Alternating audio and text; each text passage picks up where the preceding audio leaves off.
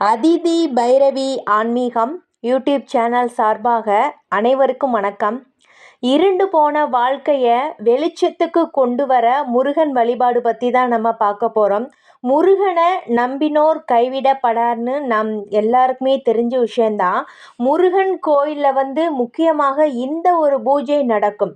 இந்த பூஜையை நீங்கள் கோயிலில் உள்ள குருக்கள்கிட்ட கேட்டு தெரிஞ்சுக்கிட்டு இப்படி ஒரு சிறப்பு பெற்ற பூஜையை நீங்கள் முருகன் கோயிலுக்கு நடக்கும். அங்கே போய் நீங்கள் அவரை அந்த நேரத்தில் நம்ம வழிபாடு செய்கிறதுனால பண கஷ்டம், பிரிந்திருந்த கணவன் மனைவிக்கு கூட ஒன்று சேர்கின்ற வாய்ப்பு நமக்கு நிச்சயமாக ஏற்படும். கடினமான ஒரு நோய்வாய்ப்பட்டு இருந்தாலுமே அது இந்த பூஜையை நம்ம முருகனுக்கு நடைபெறும். இந்த பூஜையை நம்ம பார்க்கறதுனால நிச்சயமாக முருகப்பெருமான் குணப்படுத்துவார்.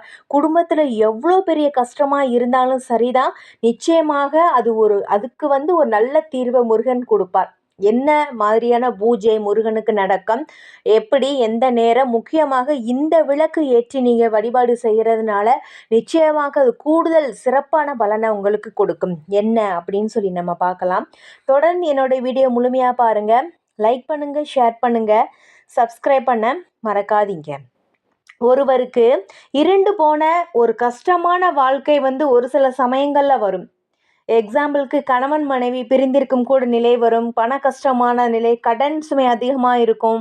குடும்பத்தில் உள்ள யாருக்காவது ஒரு கஷ்டமான நிலை, நோய்படுறது, ஒரு குடும்ப பிரச்சனை, ஒரு சண்டை, இருள் சூழ்ந்த வாழ்க்கையாகவே இருக்குது. இந்த ஒரு வெளிச்சமான நிலை நமக்கு எப்போ தான் வருமோ அப்படின்னு நினைக்கிறவங்க ஒரு நல்ல ஒரு பரிகாரம்னே சொல்லலாம். இருள் சூழ்ந்த நிலையை விளக்குவதற்கு ஒளி தரும் விளக்கு வழிபாடு தான் நமக்கு நிச்சயமாக கை கொடுக்கும். அந்த விளக்கு வழிபாடு பற்றி தான் நம்ம பார்க்க போகிறோம். முருகப்பெருமானுக்கு விளக்கை எந்த நேரத்தில் ஏற்றணும், எப்படி ஏற்றணும், எந்த முறையில் அப்படின்னு சொல்லி நம்ம பார்க்கலாம். இருள் நிறைந்த வாழ்க்கை வெளிச்சத்துக்கு வர முருகன் வழிபாடு தாங்க. இப்போ இந்த வழிபாடை எல்லா கோயிலையுமே செஞ்சிட முடியாது. அதாவது நான் சொல்கிற பூஜை என்னன்னா பள்ளியறை பூஜை தான்.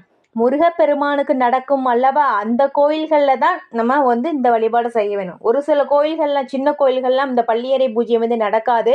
அது எந்த கோயிலில் முருகப்பெருமானுக்கு பள்ளியறை பூஜை நடக்குமோ அதை நீங்கள் தெரிஞ்சு வச்சுக்கோங்க. உங்கள் பக்கத்தில் உள்ள கோயிலில் தெரிஞ்சு வச்சுக்கிட்டு அந்த கோயிலில் தான் நீங்கள் எந்த ஒரு பூஜையை விளக்க ஏற்றி வழிபாடு செய்யணும். பெரும்பாலும் சின்ன கோயிலெல்லாம் இந்த பள்ளியறை பூஜை நடக்காது.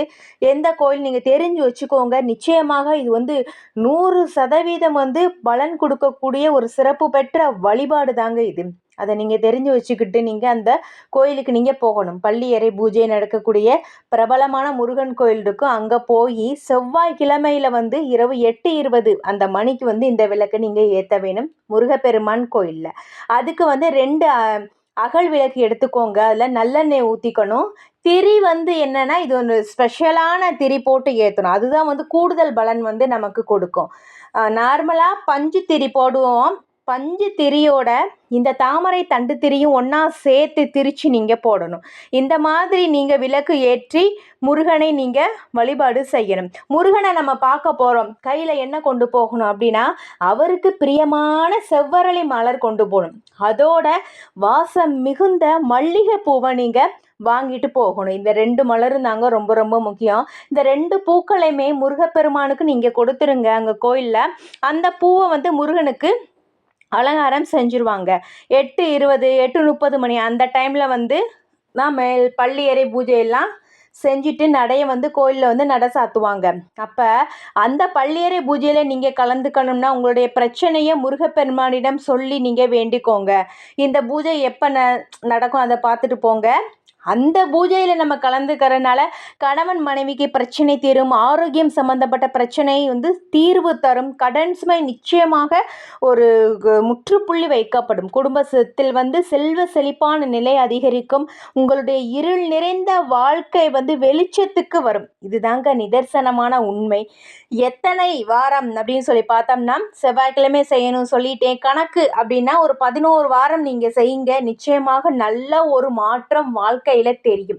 இன்னொரு விஷயம் என்னென்ன ஞாபகம் வச்சுக்கோங்க, முருகனை கும்பிடும்போது சில கஷ்டங்கள் நமக்கு வரும், அது தடங்கல்கள் வரும். ஆனால் அதை எல்லாமே நீங்கள் தாங்கிட்டு மீண்டும் மீண்டும் திரும்ப திரும்ப முருகனோட பாதங்களை சரணடையும் போது தான் நம்ம கர்ம வினைகளை எல்லாம் அவர் சீக்கிரம் கழித்து நமக்கு நன்மையை கொடுப்பார். முருகனை கும்பிட்டால் கஷ்டம் வரும்னு ஒரு சில பேர்லாம் நடக்கும், ஆனால் தெரியும், ஆனால் எவ்வளோ கஷ்டம் வந்தாலுமே அவர் கைவிட மாட்டார்னு.